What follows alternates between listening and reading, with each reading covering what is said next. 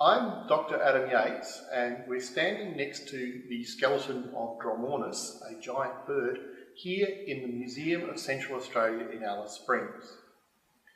Dromornis was found at a place near Alice Springs called Alcuta, and this records a fantastic fauna that lived about 8 million years ago when the centre of Australia began to dry out.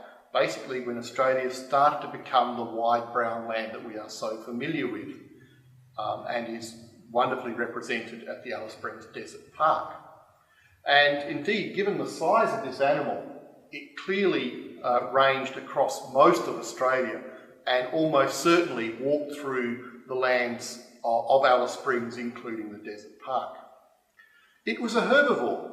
Some people have argued that it might have been a carnivore, but given that it was abundant, that it had a relatively blunt cropping beak and blunt claws on its toes, it had no real way of killing prey.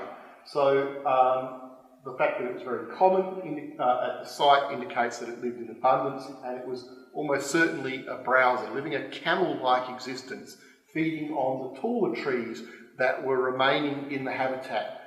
Although the habitat there was starting to dry out, we were getting the appearance of open shrubland. It wasn't entirely like that. There were still trees, and certainly enough trees to keep a giant bird like this alive. The size of this pelvic canal indicates this bird would have laid enormous eggs. We've never found an egg, but we can project that that would have been larger than even an elephant bird egg. Also, it probably left some pretty large parcels around on the ancient 8 million year old landscape. It was probably very important for fertilising the shrublands and the trees.